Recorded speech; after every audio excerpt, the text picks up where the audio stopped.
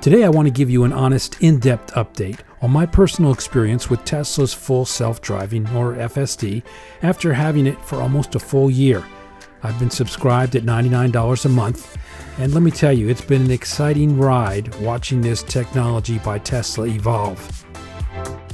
I started with earlier versions, but the real game changer came with the version 14. Right now, as I'm recording this, my car is running on 14.2.2.4, and the progress, it's been substantial. What used to feel like a cautious assistant now handles my car so much more confidently.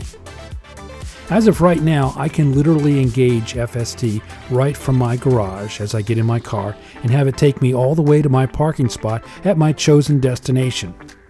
Granted, it doesn't always pick the best parking spot I would have chosen if I were driving independently, but most of the time I think, well, what's a few extra steps to get where I'm going? Door-to-door autonomy is getting real. Now, throughout your drive, the car is going to stick rigidly to traffic laws, no exceptions. That means full stops at stop signs and traffic lights. Your car will actually come to 0 miles per hour before moving again.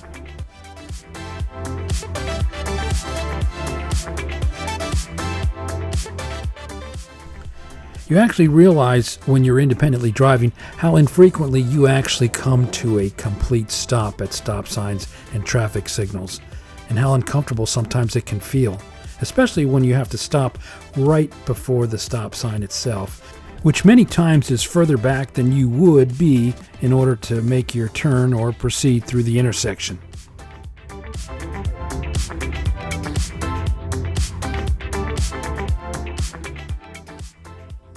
And let's talk about turn signals. They activate at least 100 feet before any turn, which most state laws require.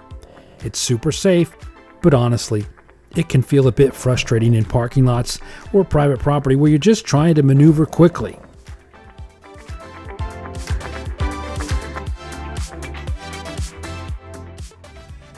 Over time, FSD learns your driving habits in a really smart way. It seems to track where I go based on the day of the week or time of day. Now when I hop in, it often suggests my usual commute or errands automatically and offers these as the first potential navigating destinations. Once you're headed to a familiar spot, it'll remember and usually prefer the route I typically take, but not always. It's like the car is paying attention and adapting.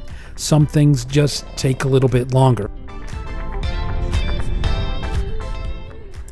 Tesla even tracks your FSD usage percentage right in the app, or you can check it in your car also. Mine currently is pretty high. Almost 80% of the time I use FSD when driving, and that's potentially an insurance money saver for me. The data shows FSD drastically cuts accident risk compared to human driving, and insurance companies are starting to notice. More miles on FSD means safer stats overall, so it could lower your premiums. Bottom line, the system drives safer and more consistently than most humans ever could.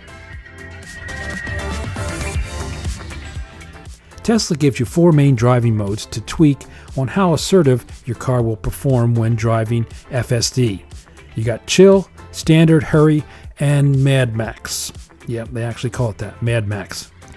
I personally mostly use hurry and Mad Max the most. At first I felt they were bold, but once you get used to them, you realize that they're way more restrained than you would be if you were driving independently, at least for me. Neither will gun it to beat a yellow light or aggressively squeeze into a left turn with oncoming traffic. That caution can actually be aggravating if you're in a rush, but it's there for a good reason, safety first, or you can always take over yourself and make the turn.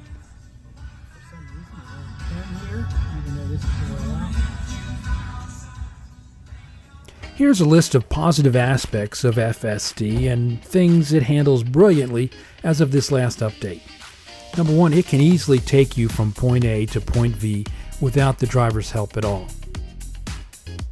It navigates obstacles like a pro, road detour, construction zones, maintenance work, accidents, school buses, pedestrians, you name it. I personally have experienced all of these without having to take over control of the car at any time. The car stays perfectly centered in the lane at all times.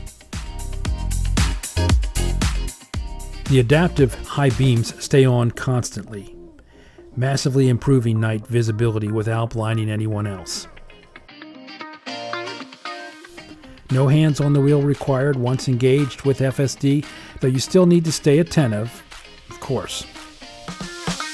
It integrates with Grok AI for navigation help and quick info queries.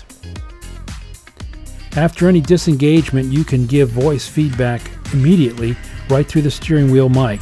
Super easy and a way to report any issues. And for anyone else who's ever gotten drowsy or distracted while driving, this adds a huge layer of extra safety. Okay, so it's not perfect yet, and here are some issues I've run into even with this latest update. One thing they need to work on, Tesla needs to work on the auto wipers. They're still hit and miss. They'll randomly swipe on dry days or especially at the start of a trip, and in real rain they're often under wiping or over wiping. Classic long-standing Tesla quirk. Full stops to 0 miles per hour navigating in parking lots. It's great for safety, annoying when you're just creeping along through the parking lot, stopping at every end of the row, putting your turn signal on. It gets frustrating at times. Turn signals pop on way too early sometimes, especially in busy commercial areas with lots of driveways and turns.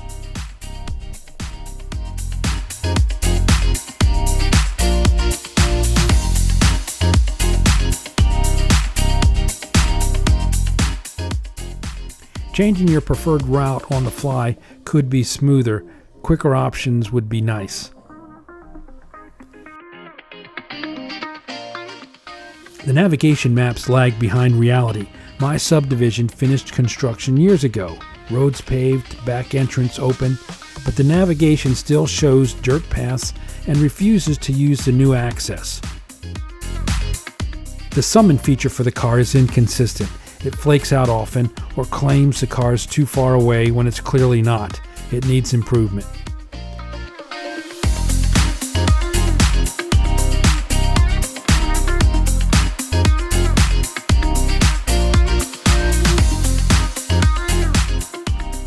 Despite these gripes, Tesla FSD is leaps and bounds ahead of where it was even a year ago.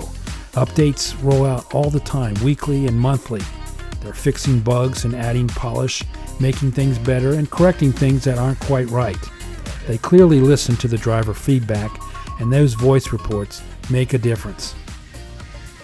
If you're on the fence about subscribing to FSD, my take is this: the improvements are happening so quickly that it's worth jumping in now. Who knows when Tesla may up the price.